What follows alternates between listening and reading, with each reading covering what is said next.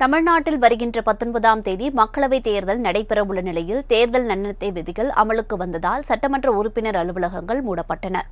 தேர்தல் நன்னடத்தை விதிகள் அமலுக்கு வந்ததை அடுத்து வேலூர் மக்களவைத் தொகுதிக்குட்பட்ட வாணியம்பாடி சட்டமன்ற உறுப்பினர் அலுவலகத்தை மண்டல துணை வட்டாட்சியர் கார்த்திக் தலைமையிலான வருவாய்த்துறையினர் சீல் வைத்தனர். மயிலாடுதுறையில் சட்டமன்ற அலுவலகம் மூடப்பட்டதன் அதே மாவட்டத்தில் உள்ள சீர்காழி சட்டமன்ற உறுப்பினர் அலுவலகத்தின் 2 இரும்பு கதவுகளையும் பூட்டி சீர்காழி வட்டாட்சியர் இளங்கோவன், தேர்தல் துணை வட்டாட்சியர் ரவிச்சந்திரன் உள்ளிட்டோர் சீல் வைத்தனர்.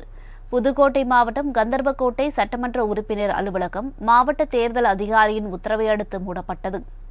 சேலம் மாநகராட்சியின் அலுவலகத்தில் முதலமைச்சர், முன்னாள் முதலமைச்சர் புகைப்படங்கள் மற்றும் அரசு நலத்திட்ட விளம்பர பதாகைகள் அகற்றப்பட்டது.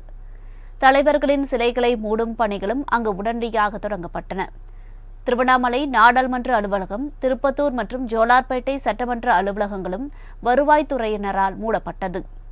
திண்டுக்கல் மாவட்டம் ஆத்தூரில் ஒன்றிய பெருந்தலைவர் அலுவலகம், ஊராட்சி ஒன்றிய உறுப்பினர்களின் கூட்ட அரங்கு உள்ளிட்டவற்றை வட்டார வளர்ச்சி அலுவலர் குமரவேல் பூட்டி சீர் வைத்தார். அங்கிருந்த முதலமைச்சர் புகைப்படங்களும் அகற்றப்பட்டன. குமரி மாவட்ட ஆட்சியர் அலுவலகத்தில் செய்தி மக்கள் தொடர்பு துறை வாகனத்தில் உள்ள முதல்வர் புகைப்படம் மறைக்கப்பட்டது. நாகர்கோவில் மாநகராட்சி மன்ற கூட்டரங்கு அதிகாரிகள் முன்னிலையில் சீல் வைக்கப்பட்டது. இதேபோல தமிழ்நாட்டின் பல்வேறு இடங்களிலும் தேர்தல் நடத்தை விதிகளை அதிகாரிகள் தீவிரமாக மேற்கொண்டு வருகின்றனர்.